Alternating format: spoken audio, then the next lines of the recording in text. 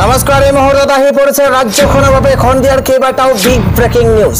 আজি 10 জুন অসমৰ লগতে ভাৰতৰ বিভিন্ন প্ৰান্তৰ পৰা এনে ধৰণৰ খবৰসমূহ নিতৌ চাবৰ কাৰণে চেনেলটো সাবস্ক্ৰাইব কৰি ভিডিঅ'টোত এটা লাইক কৰি দিব।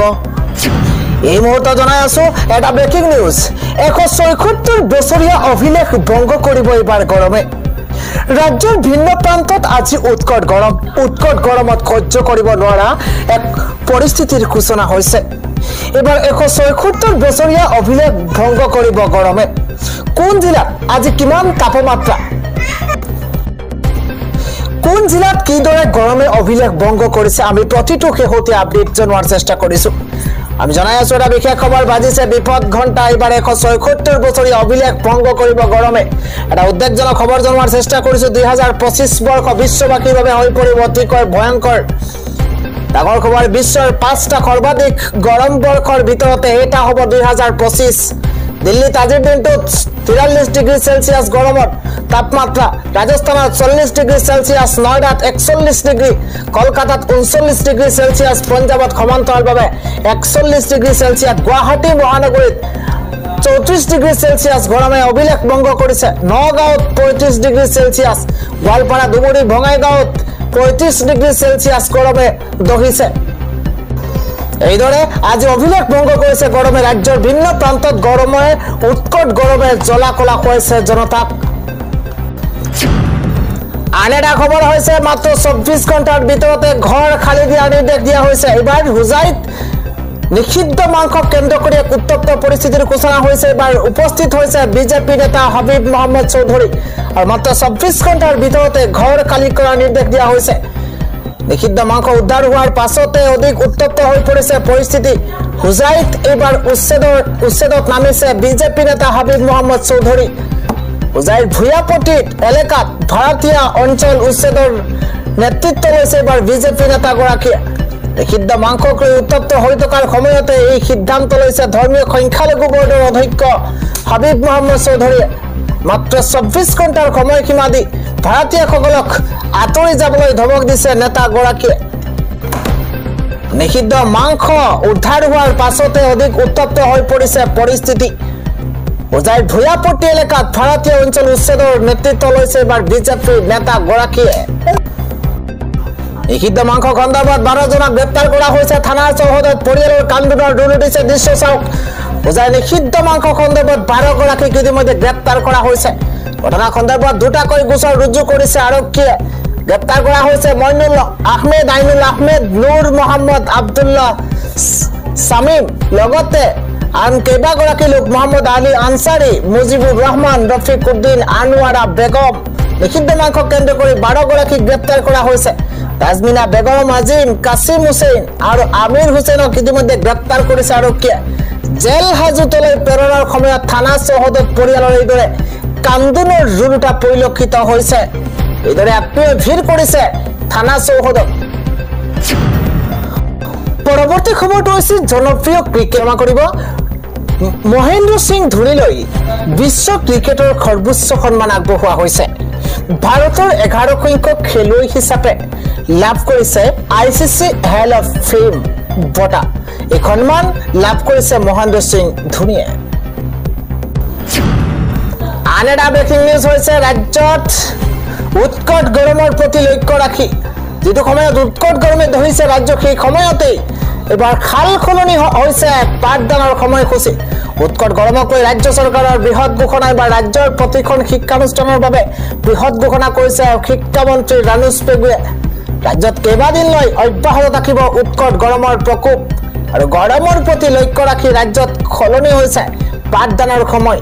বতৰ বিজ্ঞান কেন্দ্ৰৰ আগজাননীলৈ জিলা আয়ুক্তলৈ শিক্ষা বিভাগৰ নিৰ্দেশনা জাৰি কৰা হৈছে। ছাত্ৰ ছাত্ৰীৰ স্বাস্থ্যৰ প্ৰতি লক্ষ্য ৰাখি বিদ্যালয়ৰ সময় পৰিৱৰ্তনৰ আহ্বান জনোৱা হৈছে। অসমৰ ভিন্ন জিলাত গৰমৰ ওপৰত নিৰ্ভৰ কৰি জিলা আয়ুক্তই ল'ব পাৰিব সিদ্ধান্ত। পুৱা 7:30 বজাৰ পৰা হ'ব বিদ্যালয়ৰ পাঠদান। উৎকট গৰমৰ প্ৰতি লক্ষ্য ৰাখি সিদ্ধান্ত গ্ৰহণ কৰিছে শিক্ষা বিভাগে। আন এটা পলিটিকেল ব্ৰেকিং নিউজ হৈছে এবাৰ সদনত আছেনে নিৰ্বাচনী সভাত আছে নাজানে বিজেপি চৰকাৰৰ মন্ত্ৰীয়ে চকীৰ মৰ্যাদা ৰাখিব পৰা নাই। বিজেপি চৰকাৰৰ মন্ত্ৰীয়ে চকীৰ মৰ্যাদা ৰাখিব পৰা নাই। এই মন্তব্য কোনে কৰিছে আমি প্ৰতিটো শেহতীয়া আপডেট জনোৱাৰ চেষ্টা কৰিছো। সদনত কোৱা কথা আৰু ৰাজনৈতিক মহলত কোৱা কথাৰ পাৰ্থক্য আছে।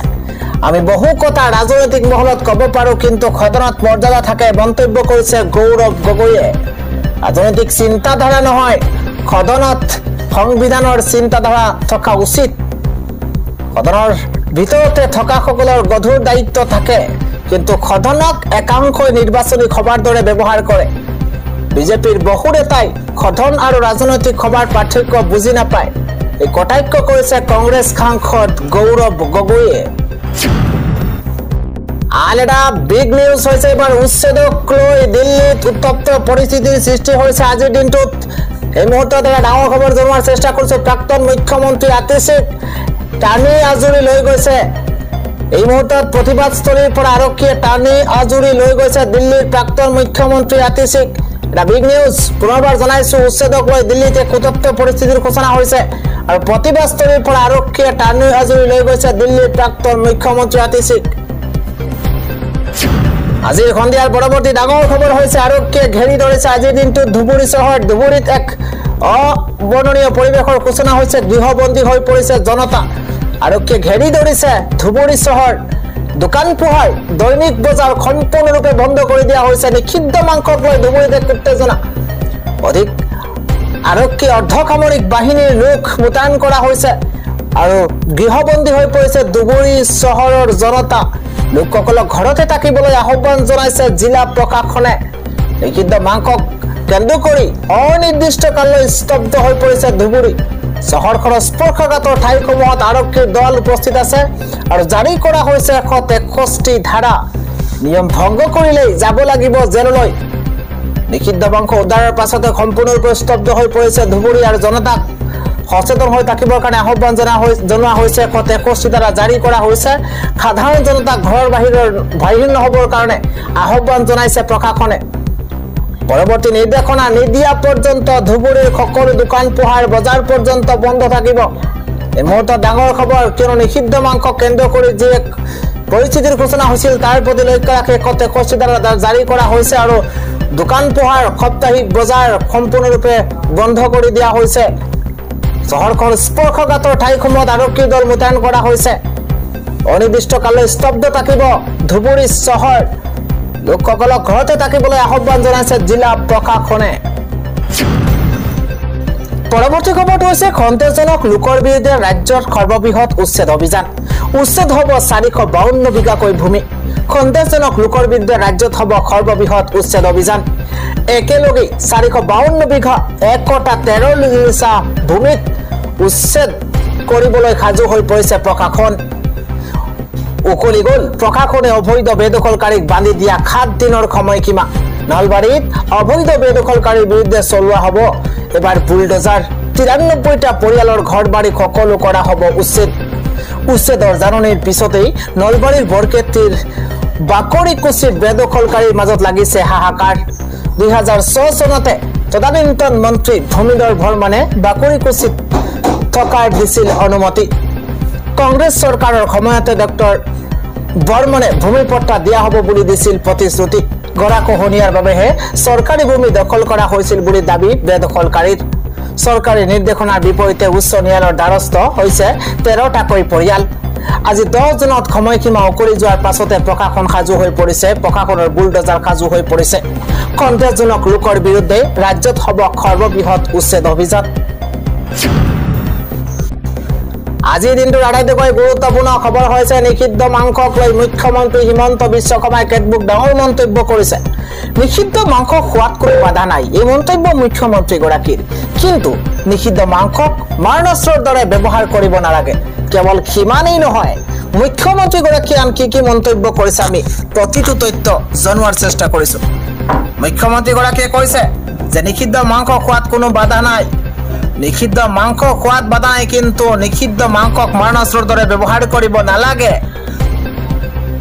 নিষিদ্ধ মাংসক লৈ মহাবিস্ফোৰক মন্তব্য মুখ্যমন্ত্ৰী হিমন্ত বিশ্ব শৰ্মাৰ। ঈদত কোনোবাই নিষিদ্ধ মাংস খাব পাৰে, তাত কোনো বাধা নাই, কিন্তু পেলাই থৈ গৈ কি বুজাব বিচাৰিছে, কি বুজালে? আগতে লুকাই খাইছিল, এতিয়া মুকলিকৈ খাইছে। নিষিদ্ধ মাংস পেলোৱাৰ পাছতে কটনৰ ছাত্ৰ ছাত্ৰীয়ে কিয় প্ৰতিবাদ নকৰিলে নিষিদ্ধ মাংস পেলোৱাৰ পাছতে কটনৰ ছাত্ৰ ছাত্ৰীয়ে কিয় প্ৰতিবাদ নকৰিলে পিছলৈ কটনৰ হোষ্টেলতো কিছুমানে খাম বুলি ক'ব নিষিদ্ধ মাংস পেলোৱাৰ পাছতো কটন ছাত্ৰ ছাত্ৰীয়ে কিয় প্ৰতিবাদ নকৰিলে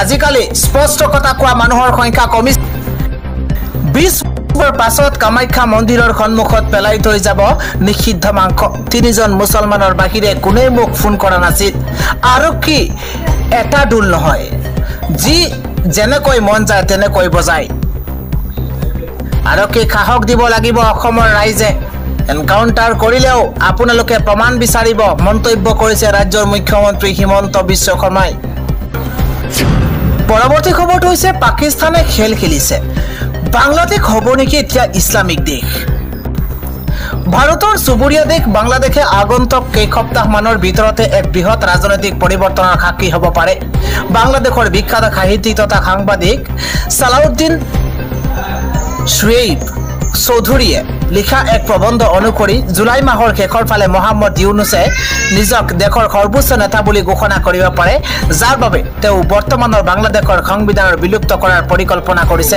দেশৰ বৰ্তমানৰ গণতান্ত্ৰিক ব্যৱস্থাৰ অন্ত পেলাই এখন বিপ্লৱী চৰকাৰ গঠন কৰা য'ত সেনা প্ৰশাসন আৰু ন্যায়পালিক সম্পূৰ্ণৰূপে নিয়ন্ত্ৰণ কৰিব ইউনুছৰ উদ্দেশ্য শুয়েব চৌধুৰীৰ দাবী অনুসৰি ইউনুছৰ ওচৰত আমেৰিকাৰ গভীৰ ৰাষ্ট্ৰৰ সমৰ্থনেই নহয় পাকিস্তানৰ চোৰাংচোৱা সংস্থা ISIও এই পৰিকল্পনাৰ অংশ এই শক্তিসমূহে বাংলাদেশৰ গণতান্ত্ৰিক প্ৰতিষ্ঠানসমূহক দুৰ্বল কৰি তাত ইছলামিক মৌলবাদী শাসন ব্যৱস্থা প্ৰতিষ্ঠা কৰিব বিচাৰে অৱশ্য বাংলাদেশ চৰকাৰে সালাউদ্দিন শুয়েব চৌধুৰীৰ এই দাবীক মিছা আখ্যা দিছে ইউনুছৰ পৰিকল্পনাৰ আটাইতকৈ চিন্তনীয় অংশটো হ'ল বাংলাদেশৰ কৌশলগত সম্পদ আমেৰিকা আৰু ISI গতাই দিয়া ইয়াৰ মাজতে চিটাং বন্দৰটো DP ৱৰ্ল্ডক গতাই দিয়াৰ প্ৰস্তুতি চলোৱা হৈছে সেন্ট মাৰ্টিন দ্বীপত আমেৰিকাৰ সামৰিক ঘাটিৰ অনুমতি দিয়া হ'ব পাৰে